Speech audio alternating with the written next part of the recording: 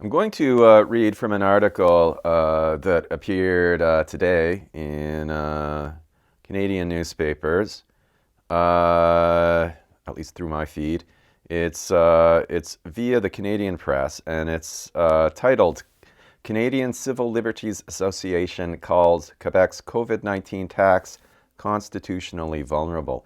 Now, the article itself puts a different spin on the idea expressed in the title. And in the article itself, it's very strongly suggested that what the Quebec government is going to do is force people to take vaccines. And this, in turn, through the comments that I've seen on social media, is being interpreted as the government forcing people to take mRNA vaccines.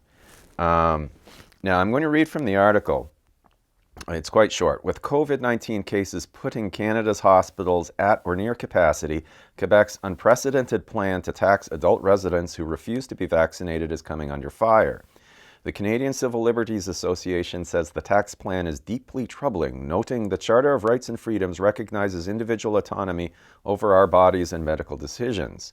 In an emailed statement Tuesday night, Kara Zwibble, acting general counsel for the association, says the tax penalty is a divisive measure that will end up punishing and alienating those who may be most in need of public health supports and services.